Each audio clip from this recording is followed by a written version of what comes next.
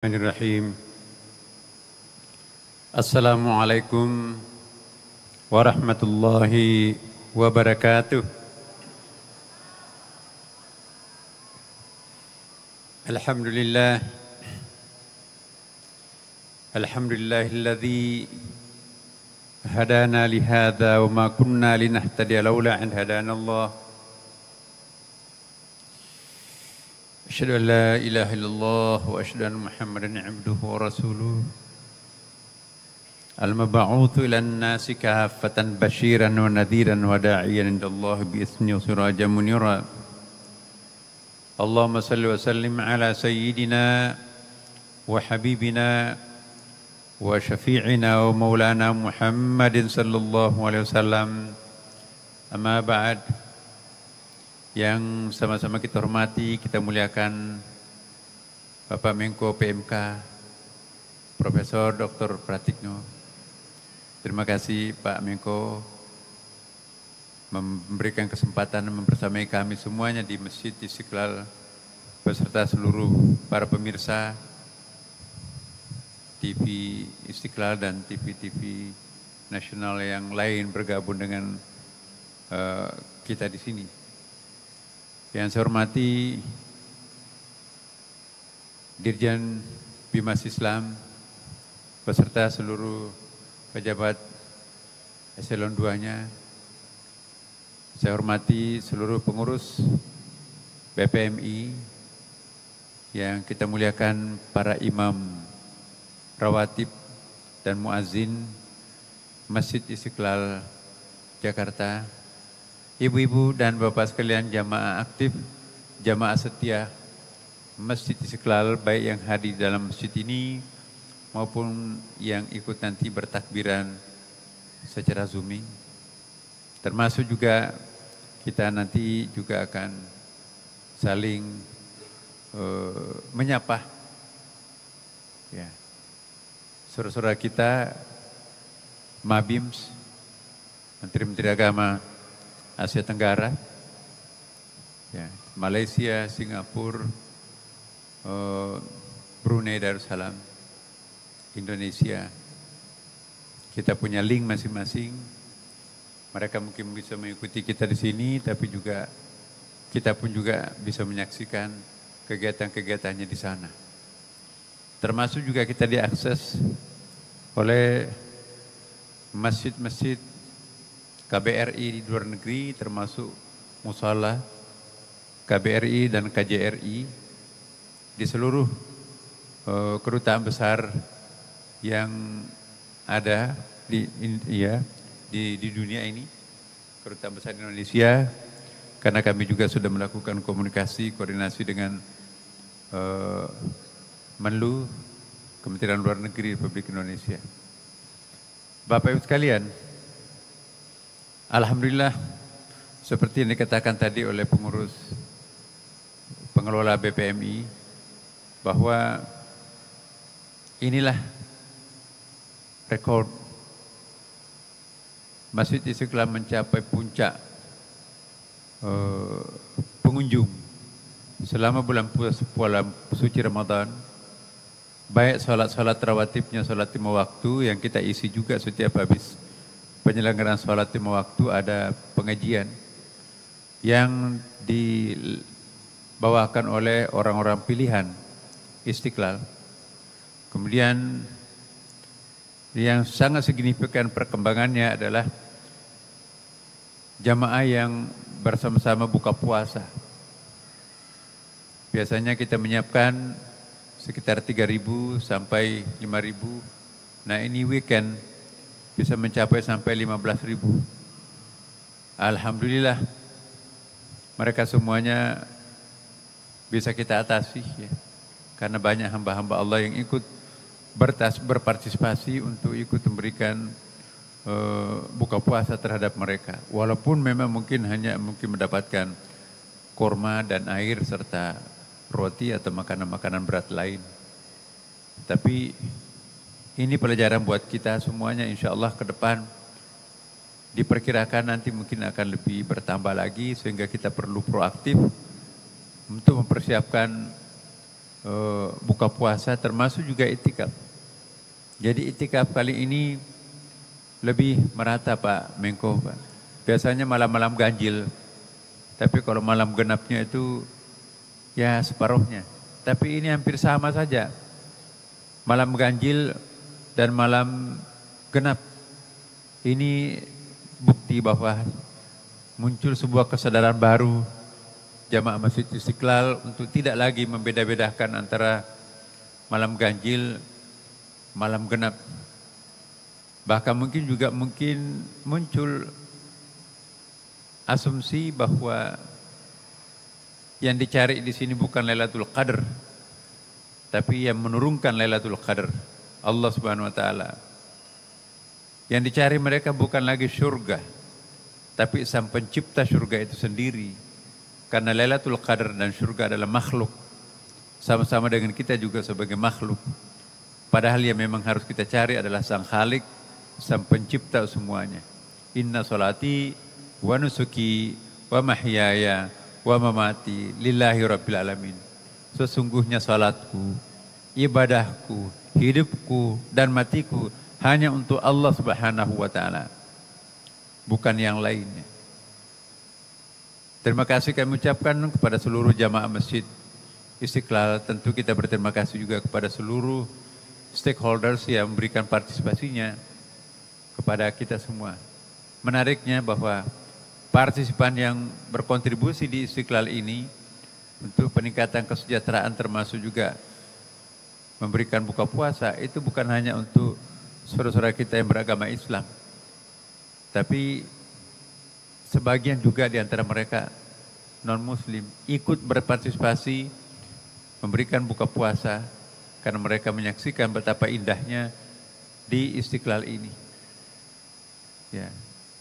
Di semua koridornya penuh, lorong-lorong, karena di sini kan tidak bisa kita makan dan minum di ruang utama ini, tapi tegel merah dan koridornya itu penuh. Dan diawali dengan berbagai macam rangkaian kegiatan, talk show dan juga ceramah-ceramah yang produktif. Kesimpulannya bahwa Masjid Istiqlal selalu mempersembahkan sesuatu yang baru dan itu menjadi trendsetter, ditiru juga oleh masjid-masjid yang lain. Bukan saja di Indonesia tapi juga beberapa negara yang lain juga ikut mencontoh takmir masjid, kemakmuran masjid di Istiqlal ini. Pak Menteri, Pak Menko yang kita hormati, insya Allah besok kita akan bersama-sama para pejabat tinggi negara Republik Indonesia, termasuk Presiden dan Wapres, akan bersama-sama kita di Masjid Istiqlal ini. Karena itu saya mohon kepada Bapak Ibu sekalian, datang lebih awal, karena kami membayangkan mungkin itu akan kesulitan sedikit ya mendapatkan tempat parkir ya. Karena kapasitas tempat parkir kami di basement 2 lantai itu hanya sekitar 1.000 kendaraan. Sedangkan kalau hadir semua memenuhi sampai lantai 5 ini, itu mungkin bisa mencapai 250.000 orang. 250.000 orang, ya 50% saja membawa mobil, maka itu ya 125.000 mobil. Kapasitas di sekitar Istiqlal ini hanya sekitar mungkin ya 50.000 mobil. Karena itu di sini juga ada Bapak Ibu sekalian, ada halte tersendiri yang diberikan oleh stakeholders kita. Pak Menko, kereta api membangun sebuah stasiun khusus untuk Istiqlal. Jadi di sebelah kiri kami, sehingga dari mana-mana pun juga itu turunnya di pekarangan Istiqlal. Kemudian juga halte bus. Halte bus juga persis di pintu sebelah Istiqlal juga. Jadi enak sekali mengakses Istiqlal sekarang ini. Keretanya menurunkan penumpangnya dalam lingkungan pekarangan Istiqlal, dan juga sama dengan busnya. Sedangkan untuk parkir VIP seputar Masjid Istiqlal di atas itu diperuntukkan untuk VVIP dan VIP, sehingga Bapak Ibu sekalian, kami menghimbau supaya lebih cepat, lebih bagus untuk mengakses tempat parkir. Langsung masuk ke masjid dan insya Allah tempatnya juga sudah disiapkan Bapak Ibu sekalian. Di bagian depan ini nanti akan diperuntukkan kepada para tamu kita, duta besar dan VIP yang lain. Kemudian tetap kita akan menjalankan sholat subuh berjamaah seperti biasanya. Dan insya Allah diharapkan selesai seluruh rangkaian acara kita pada Idul Fitri besok ini. Kita akan merencanakan jam 7 tepat, kemudian rangkaiannya selesai jam 8. Nah, saya ingatkan kepada kita semuanya, apa-apa yang kita harus persiapkan untuk datang ke masjid menunaikan Idul Fitri. Pertama, disunatkan mandi Bapak Ibu, bahkan Imam Syafi'i mengharuskan mandi sebelum sholat Idul Fitri, Idul Adha dan sholat Jumat. Tapi yang lainnya mengatakan hanya sunat muakkad, sangat diperlukan. Yang kedua, disunatkan untuk menggunakan pakaian putih-putih, pakaian ibadah.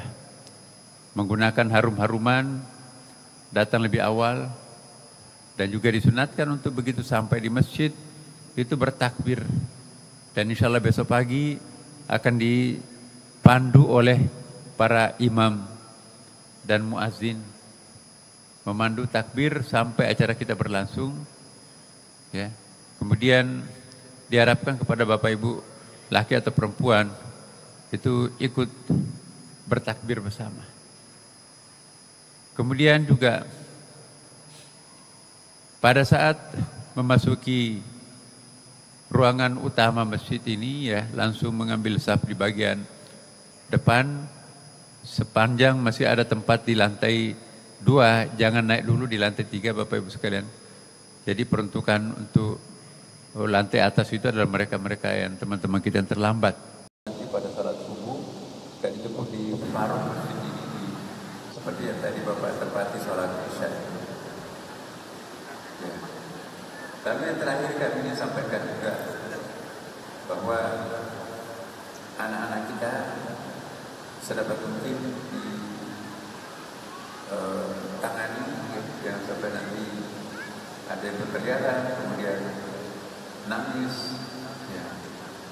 Tapi jangan khawatir, kita juga sudah punya tenaga-tenaga yang bisa membantu, ya Bapak Ibu sekalian. Dan seperangkat perawat dan alat-alat kesehatan, kalau misalnya ada yang jatuh sakit, kami persiapkan klinik di bawah, ya. Dan tim kami juga sudah siap untuk menyelenggarakan apapun yang harus kita kerjakan. Dan diharapkan tidak membawa sesuatu yang tidak berguna untuk keperluan ibadah Bapak Ibu. Ya, misalnya tidak perlu membawa senjata tajam dan sebagainya, ya, karena itu akan terdeteksi oleh detektor. Semua pintu-pintu di sini terdeteksi dengan detektor. Dan kita di sini juga saya ingatkan ada 160 CCTV itu biometrik. Jadi nanti kalau ada yang coba-coba untuk nakal, bisa mengambil punya orang, itu CCTV kami bisa menjangkau dengan cepat sampai jarak 500 meter dari masjid ini masih bisa menangkap gambar. Karena kita punya CCTV yang paling canggih di sini. Dan itu bisa muncul nanti kalau orang mukanya itu bisa muncul KTP-nya. Jadi insya Allah jangan coba-coba untuk melakukan kejahatan di Istiqlal, itu pasti akan bisa terdeteksi dengan gampang. Dan banyak yang mencoba-coba, akhirnya CCTV kita mampu mengungkapkan. Alhamdulillah, Istiqlal per hari ini tidak ada isu yang sangat krusial. Karena itu saya berterima kasih kepada seluruh petugas, seluruh panitia, pengurus BPMI, Kementerian Agama, yang betul-betul menjadikan Masjid Istiqlal ini sebagai simbol ya, peradaban dunia Islam. Pak Menko, saya sampaikan bahwa hotel-hotel di sekitar Istiqlal ini, terutama sebelum terakhir itu penuh. Mereka merasakan bahwa Istiqlal ini adalah objek wisata rohani yang sangat indah, tidak ada kekhawatiran, ya, aman, tentram, tertib, dan juga per hari ini juga tidak ada isu-isu tentang gangguan kendaraan, ya, seperti kita lihat di tempat-tempat yang lain. Jadi per hari ini kita merekam banyak sekali prestasi yang dilakukan oleh Masjid Istiqlal. Jadi atas nama seluruh pengurus Istiqlal dan juga Kementerian Agama mengucapkan terima kasih sekali lagi kepada semua panitia bekerja dan juga stakeholders yang membantu. Kita mohon kesediaan Pak Menko untuk memberikan arahan langkah-langkah apa yang mungkin kita akan lakukan pasca Ramadan ini di masjid negara ini, dan semoga nanti ini bisa menjadi semacam ya training untuk masjid-masjid tanah air yang ada di Indonesia. Demikian Bapak Ibu sekalian. Wassalamualaikum warahmatullahi wabarakatuh.